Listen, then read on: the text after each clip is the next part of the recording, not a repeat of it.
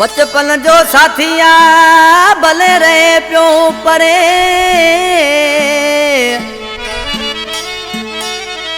ओ बचपन जो साथिया भले रहे प्यो परे,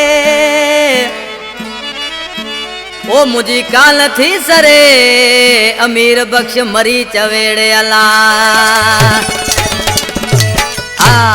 कलावला फरमाशा यूसुफ मरी जो शायर अमीर बख्श जो वाल साहबा कलावला फरमाशा मुरीद कीरो शाह पसंद रुस्तमानी जेके शायर अमीर बख्श जा दोस्त हैं वधिक ले फरमाशा इकबाल मरी मोहम्मदीन मरी झिरक खां फरमाशा गुल हसन जमारी जो शायर मीर मालिक जो दोस्त आ।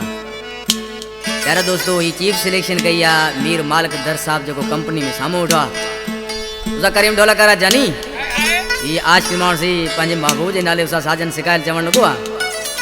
ओ नथो माहुन के जगह बुलाए नंदे हुंदे जो हो यार आए, नथो म सगा हुन के बुलाए नंदे हुंदे जो हो यार आए। मुझी न दिल ता जानी लए तो भले मुकाहू परे रहे तो मुझो तसाग्यो प्यार वाए नंदे हुंदे जो हो यार आए। नथो माहुन के सगा बुलाए नंदे हुंदे जो हो यार आए।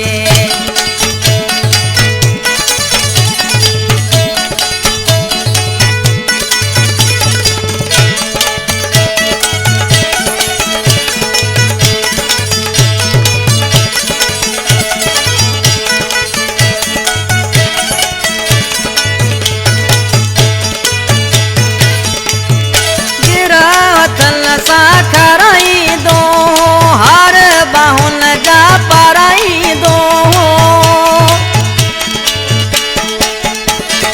गिरावतल सा खराई दो हर बाहुन जा पराई दो।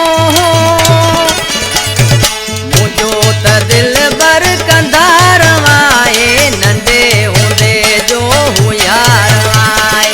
नथो सगा माहुन के बुलाए नंदे हुंदे जो हो यार आए।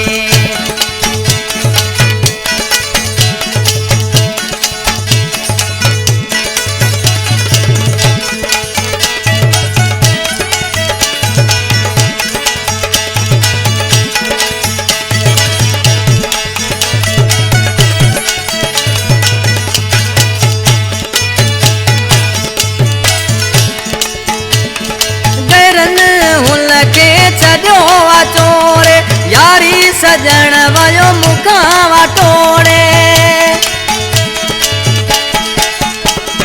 गैरन त हुन के छजो चोरे यारी सजन वयो मुखावा टोड़े।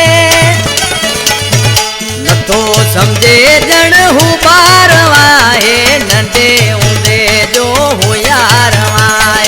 नथो मां सगा हुन के बुलाए नंदे हुंदे जो हो यार आए।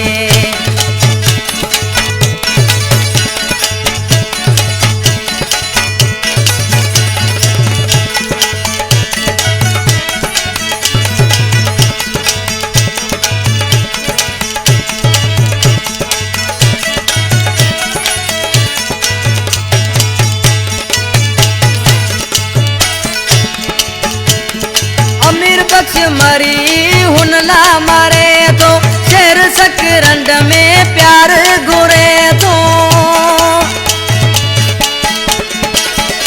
अमीर बख्श मरी तो हुनला मारे तो शेर सकरंड में प्यार घुरे तो।